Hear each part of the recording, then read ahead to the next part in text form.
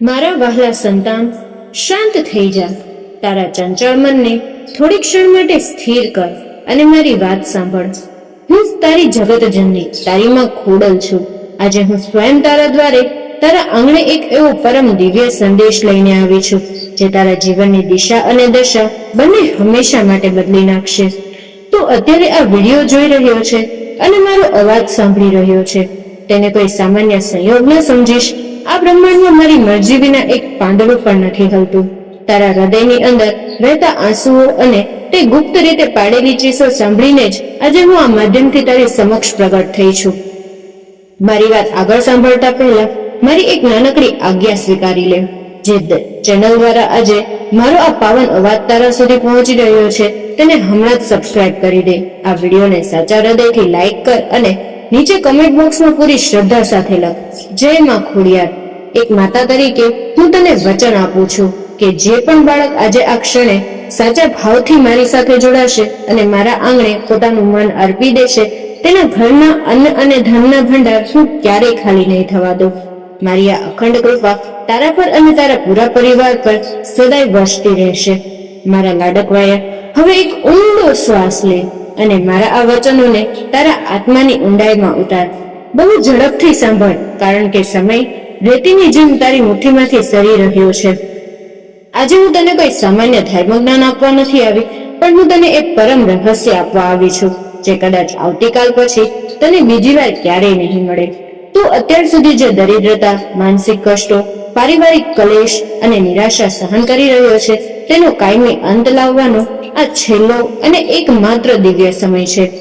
બ્રહ્માંડની દિવ્ય ઉર્જાઓ અને ભાગ્યના સિતારાઓ આજે એવી અદ્ભુત દિશામાં ગોઠવાયા છે કે તે સીધા તારા ઘર અને તારા જીવન તરફ ઇશારો કરે છે. આ એક એવો દુર્લભ સંયોગ છે જે વર્ષોમાં એકાદ વાર જ બને છે. જો આજે તે મારી આ વાત ન સાંભળી, આ સંકેતને વહેમ સમજીને અવગણ્યો, તો કદાચ આવતીકાલથી ભાગ્યનો આ આખરી દ્વાર પણ તારા માટે હંમેશા માટે બંધ થઈ જશે. પછી ભલે તું ગમે તેટલી પૂજા પાઠ કે કઠિન તપસ્યા કરીશ, આટલી સહજતાથી મારી કૃપા મેળવવી મુશ્કેલ બની જશે. તેથી તારું દુનિયાભરનું બધું જ કામ, બધી જ ચિંતાઓ બાજુ પર મૂકીને આજે મારા આ અવાજને તારા હૃદયની ઊંડાણ સુધી પહોંચવા દે. મારા બાળ, હું બધું જ જાણું છું. હું તારા ભૂતકાળ અને વર્તમાનથી અજાણ નથી. હું જાણું છું કે તું અંદરથી થાકી ગયો છે. તે તારી રાત્રિઓની ઊંઘને ગુમાવી દીધી છે. તે તારા પોતાના જ ગણાતા લોકોના કડવા અને ઝેરીલા તાણા સાંભળ્યા છે. જ્યારે દુનિયા આખી સૂતી હોય ત્યારે તે તારી આંખોમાં આંસુઓ ભરીને બંધ રૂમમાં એકલા એકલા રડ્યું છે. તને ઘણીવાર એવું લાગે છે ને કે તારું જીવન ફક્ત એક અવિરત સંઘર્ષ, એક ક્યારેય પૂરો ન થનારો નરક બની ગયું છે. હું તારી એ દરેક પળની સાક્ષી છું. જ્યારે તું નિરાશાના અંધકારમાં ડૂબીને મને પોકારતો હતો, તારા મનમાં એવા વિચારો આવતા હતા કે શું માતા ખોડલ મારાથી રૂઠી ગઈ છે? શું મારા ભાગ્યમાં વિધાતાએ ફક્ત દુઃખ અને લાચારી જ લખી છે? ના રે મારા દીકરા, ના રે મારી દીકરી, એવું બિલકુલ પણ નથી. એક માં ક્યારે તેના સંતાનથી નારાજ થતી નથી. હું તો ફક્ત એ યોગ્ય અને પવિત્ર સમયની પ્રતીક્ષા કરતી હતી જ્યારે તારા ભાગ્યના કર્મોનો હિસાબ પૂરો થાય અને તારું ભાગ્ય એક સાથે મળે. અને એ પરમ દિવ્ય સમય આજે આ જ ક્ષણે તારી સામે આવીને ઉભો રહ્યો છે. લોકો વિચારે છે કે ધન, વૈભવ અને સુખ ફક્ત નસીબદાર લોકોને જ મળે છે, પણ ના, એ સત્ય નથી. ધન અને સમૃદ્ધિ તેને મળે છે જે સમયની પુકારને ઓળખે છે અને મારી શક્તિ પર અડગ અને અવિચળ વિશ્વાસ રાખે છે. આજનો મારો આ સંદેશ કોઈ અકસ્માત નથી. આ મારો તને સીધો આશીર્વાદ છે. આવતીકાલના સૂર્યોદય પછી આખી સૃષ્ટિનો ઉર્જા પ્રવાહ સંપૂર્ણ બદલાઈ જવાનો છે. આજે તારી પાસે શ્રેષ્ઠ અવસર છે કે તું તારા ઘરમાંથી બધી જ નકારાત્મકતા, કલેશ, ગરીબી અને અંધકારને હંમેશા માટે દેશ નિકાલો આપી દે. હું તારા ઘરમાં કાયમી વાસ કરવા માટે તત્પર ઊભી છું. પણ શું તે તારા ઘરને અને તારા મનને મારા સ્વાગત માટે તૈયાર કર્યું છે? યાદ રાખજે, હું એવા ઘરમાં ક્યારેય પગ નથી મૂકતી જ્યાં 24 કલાક કલેશ થતો હોય, ક્રોધ અગ્નિની જેમ સળગતો હોય કે લોકો નિરાશામાં ડૂબેલા હોય. મને તો માત્ર ત્યાં જ શુદ્ધ ભક્તિ, પ્રેમ અને સંતોષની સુગંધ જોઈએ છે. તેથી આજે એક પવિત્ર કાર્ય કરજે. આજે સંધ્યાના સમયે તારા ઘરના મુખ્ય દ્વાર પર આંગણામાં મારા નામનો એક ઘી કે તલના તેલનો દીવો અવશ્ય પ્રગટાવજે. એ દીવો માત્ર રૂની વાટ અને તેલનો નહીં હોય, પરંતુ એ દીવો તારા અડગ વિશ્વાસની જ્યોત હશે જેનો પ્રકાશ મને અંધારામાં પણ તારા ઘરનો માર્ગ બતાવશે. તે દીવાની પવિત્ર જ્યોતમાં તારા તમામ દુઃખો, નડતરો અને ચિંતાઓને બળીને ભસ્મ થઈ જવા દેજે. હું તારા ઘરના ઓટલે આવીને ઊભી છું, બસ તારા સાચા ભક્તિભાવના આમંત્રણની રાહ જોઈ રહી છું. આવતીકાલે જ્યારે સવારનો નવો સૂર્ય નીકળશે ત્યારે તે તારા જીવનનું એક સુવર્ણ પાનું લઈને આવશે. લોકો ભલે કહેતા હોય કે લક્ષ્મી ચંચળ છે, તે એક જ જગ્યાએ સ્થિર નથી રહેતી, પણ હું તને સત્ય કહું છું કે જ્યાં મને સાચો પ્રેમ, અટલ શ્રદ્ધા અને શુદ્ધ આચરણ મળે ત્યાં હું સદાકાળ માટે સ્થિર થઈ જાઉં છું. તે ઘણો સંઘર્ષ કરી લીધો તારા પરિવાર માટે, તારા વહાલા બાળકોના ઉજ્જવળ ભવિષ્ય માટે. તે તારા લોહીનું પાણી કર્યું છે અને ઘણે પરસેવો વહાવ્યો છે. હવે તારો એ સંઘર્ષ વિરામ પામશે અને મારું દિવ્ય કાર્ય હવે શરૂ થશે. આવતીકાલ પછીથી તારા જીવનમાંથી આર્થિક તંગી, કરજ અને પૈસાની તકલીફ એવી રીતે ગાયબ થઈ જશે કે જાણે તે તારા જીવનમાં ક્યારેય હતી જ નહીં. તારા વર્ષોથી અટકેલા અને બગડેલા કાર્યો કોઈ અદ્ભુત શક્તિના પ્રભાવથી આપોઆપ પાર પડવા લાગશે.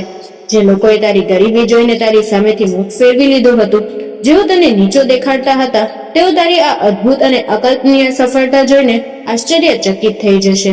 હું તારા ખજાનાને એવી રીતે સુખ સમૃદ્ધિથી ભરી દઈશ કે તે તારી આવનારી 7 પેઢીઓએ પણ ક્યારેય કશાની ચિંતા કરવાની જરૂર નહીં પડે. પરંતુ મારા વહાલા બાળ, આ બધું ત્યારે જ સંભવ બનશે જ્યારે તું આજે જ આ જ ક્ષણથી તારા મનમાંથી શંકાનો એક નાનો કણ પણ કાઢી નાખીશ અને મારા પર પૂર્ણ આસ્થા દાખવીશ. મનુષ્યનું મન બહુ ચંચળ હોય છે. તે બહુ જલ્દી શંકાઓ અને વહેમના કુંડાળાઓમાં ઘેરાઈ જાય છે. તું અત્યારે પણ તારા મનમાં એવું વિચારતો હોઈશ ને કે શું ખરેખર મારા દિવસો બદલાશે? શું ખરેખર સાક્ષાતમાં ખોડિયાર મારી સાથે વાત કરી રહ્યા છે? હા મારા વાલા, હું આજ છું, તારી માં ખોડલ.